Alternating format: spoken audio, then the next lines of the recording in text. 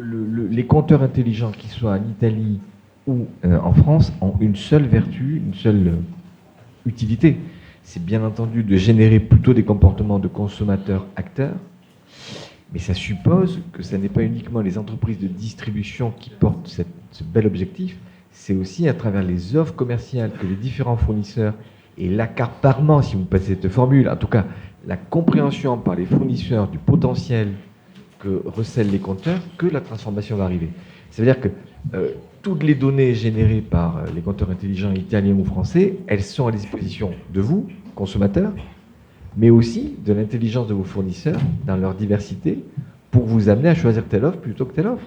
Et tout le programme de comptage intelligent vu par les régulateurs français, italiens et européens, c'est cette possibilité d'aller vers le marché, mais à travers la pluralité. Et en France, pour être clair, un certain nombre d'acteurs fournisseurs ont très vite rebondi sur Linky, pourtant technologie développée par une filiale d'un grand opérateur historique. D'autres acteurs, ça sont apparus, ont construit, je crois que d'ailleurs Engie le fait, des propositions couplées avec la technologie. Et donc, la réussite passe par ce bon sujet du travail en commun entre les distributeurs qui ont une responsabilité neutre, équitable, non discriminatoire au bénéfice de tous, et puis l'ensemble des acteurs de marché. Et je pense que si on y arrive, et je suis très optimiste par rapport à ça, on va générer de l'intérêt. Deuxième élément, il n'y a pas que les acteurs de marché, les fournisseurs, il y a aussi les startups.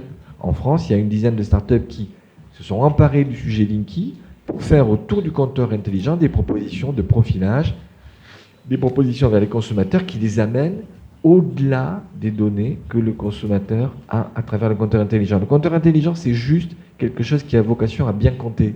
C'est une ambition, vous allez dire, mesurée, mais si déjà on a une restitution fiable des électrons qui arrivent à un moment donné ou qui sont injectés dans le réseau à travers l'autoconsommation ou le véhicule électrique, on va être au rendez-vous de notre rôle d'entreprise au cœur du dispositif. Thierry disait à juste titre que la question de la sécurité d'approvisionnement, elle est centrale. Oui, faisons attention, dans le Clean Energy Package, il y a un peu de mythologie autour d'un thème qui s'appelle les communautés énergétiques citoyennes ou les communautés énergétiques renouvelables. Le monde ne vivra pas demain à travers une addition, une conjonction de différents micro-îlots isolés entre eux, ne communiquant pas, n'échangeant pas.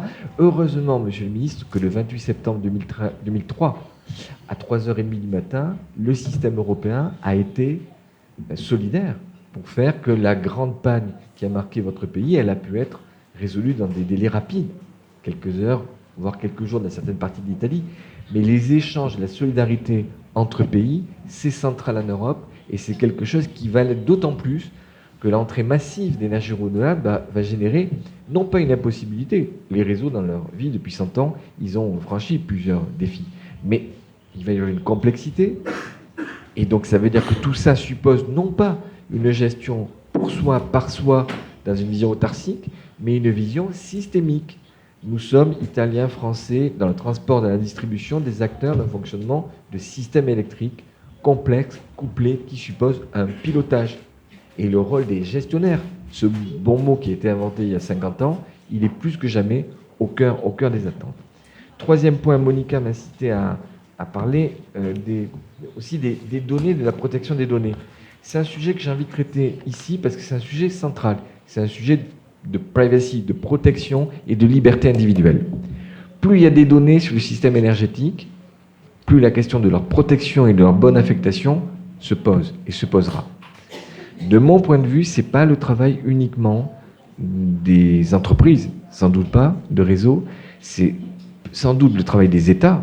En France, nous avons appliqué à la lettre le RGPD, le règlement européen pour la protection des données, mais nous sommes, et c'est un atout, extrêmement regardé là-dessus par les autorités publiques, par le régulateur, par la CNIL, par toute une série d'autorités qui regardent la gestion que nous faisons de nos données énergétiques. Je pense que c'est un sujet européen et je pense qu'on pourrait au niveau européen travailler entre Italiens et Français là-dessus.